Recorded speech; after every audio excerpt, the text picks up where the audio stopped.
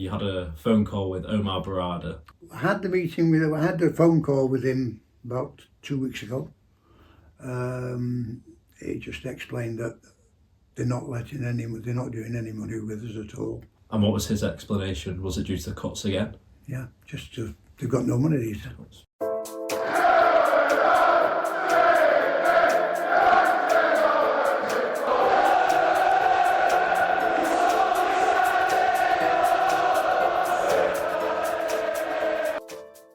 So Jim, could you tell us briefly about the history of the Association of Former Manchester United Players?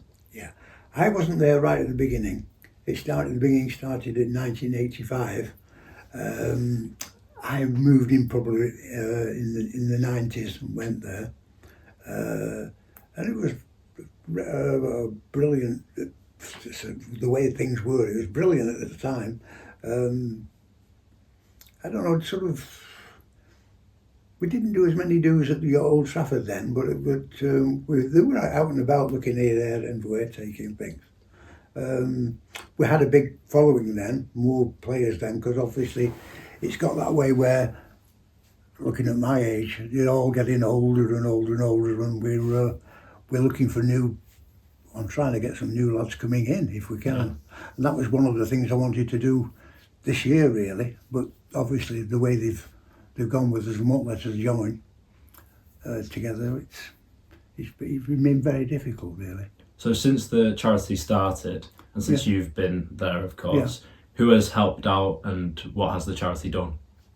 The charity, well, I think we've got a basis where we've probably given out something like nearly £2,000, £200,000. Yeah. We give to mostly the charities, but basically with the old boys, we've got about 50 players that come, ex-players that come to most of the dues. We've done all the big ones like Bobby Charlton, Dennis Law and all them people, so it's been good. But I don't know what else you want me to say really. Just like, what does the charity do? So who does it raise money for? Yeah, well, we're mostly small charities and charities that with children really. The big ones are Reuben's Retreat, St Anne's Hospice, the West Coast Crash, would you believe? Douglas Bader Foundation, Mediquip for Kids, Francis House, the Salford Harriers, and Waltham House, Rosendale Hospice. So we send each probably about £1,000 to each of them. So we do about 10 of them altogether, and it's like £10,000 we send out generally in summer. We give them £10,000, and at Christmas comes, we give £10,000 with those, and that's basically what we do. We struggled this year because obviously they only paid us half of what we do, and we don't use their money to pay it. We use their money to make money to pay the people. That's what we do really. Yeah. So, but they sort of say to us, "We're just giving you money to give to charities," but they're not really. We're spending 40,000 with them, the dues and things that we have, and we make on people coming here, there, and there, and buying things and such and all. We make the money to give to charities, and that's so basically. Do you think there are still former Manchester United players out there who need the support of the charity? Yeah, there is people that sort of we're looking at. A lot of the ones have going to homes or gone into places like that. We don't generally say who it is really because it's difficult. You don't want to sort of pass it on really, or we have it where they've probably died and we get the wives on many a time sort of saying, can we help with something with the kids or what that, and we try and help that way. So but we don't name anyone, if you know what I mean. Yeah, no, yeah, that's understandable. Yeah, basically, yeah. Have you got any recent examples of where you've given players support? The only ones that I say are when we pay for, if they go in a home and we help them out with the expenses of our home and things like that. Yeah. That's basically what we do, really. But so moving it over to what's happened most recently, where Manchester United have ended their £40,000 a year donation to the Association of Former Manchester United Players due to cuts at United to ease their financial worries on FFP and PSR. From when you first knew about the funding being stopped until this point as we approach the new year, of course. Well, we had the first lots of 10,000 at the January, then 10,000 sort of into the spring, looking for 10,000 in summer and then 10,000 in winter. We've had 20,000 this year because they've not paid the last 20,000, the last 10,000. So 20,000 short, but luckily enough we had managed and we'd helped people beforehand. So I found out I was chasing the money and they kept saying, "I'm sorry, we can't send it. I'm sorry, we're not." So I kept ringing one. I'm asking to ring. I'm trying to get to speak to people who would let me know, and it's been difficult. So and they didn't give no explanation to why they were doing it. They're just saying they're losing money. That was the simple answer of it. Yeah, that's it. Yeah. So there's been some reports recently that you had a phone call with Omar Berrada. Yeah. And there's a possible meeting in January. In January, yeah. Well, I had the phone call with him about 2 weeks ago.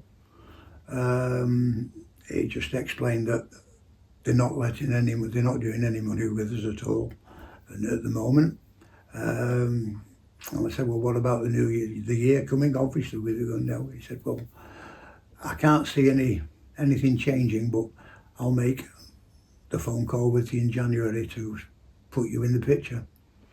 And I've not heard anything since, or what really. And what was his explanation? Was it due to cuts again? Yeah, they've got no money these days. What points will you bring up with Omar Berrada when you see him? all I can do is, and like I tried to say to you before, we make the money. You know, they give us the 40,000, and our takings are in a year are 75,000. So we make that 35,000 out of the 40, and that basically, I'm trying to ram it into him that the 40,000 isn't just from them, that we do make money, and the money we make we give to charity. That's it. So with it being quite hard to contact Omar Berrada back at Manchester United, what has your personal experience been like since you've been involved with the Players Association up until, now 2024? It's been run great. We've had no problems whatsoever. It's been ideal.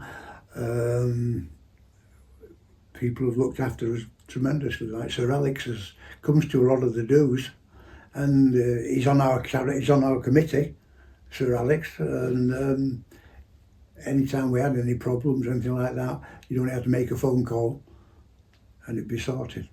Yeah, and that's changed now, hasn't it? It could change completely. I mean, they've dropped it for Sir Alex, haven't they? There isn't money at the moment. Yeah. Yeah.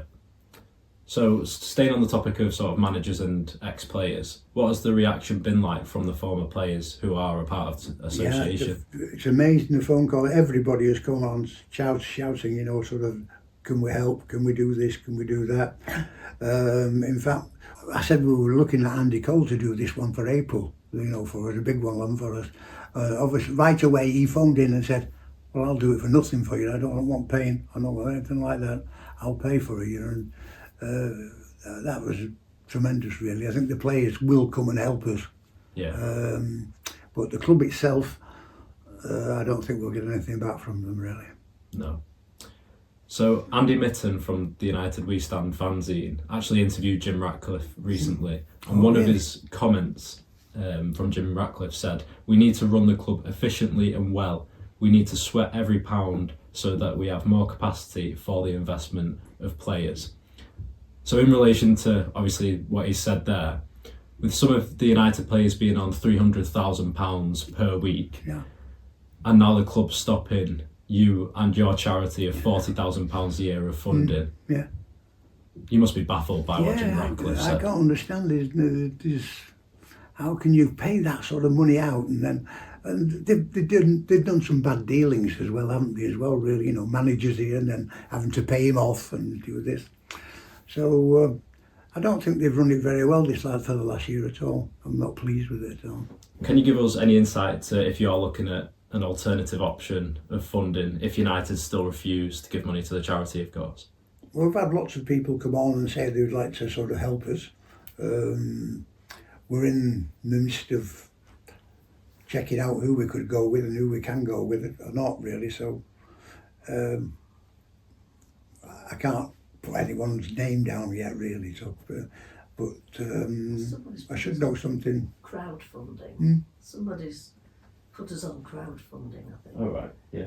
Crowdfunding, yeah, but we've got nothing else really here. We've got a lot of people have asked us, but we can't put the name on yet because obviously I don't want to jump in with the name and then United come back to me in January and sort of say, I'm sorry, we will do it for you, which I doubt it, but I'll leave that. I'm leaving that open really at the moment. Never know, yeah.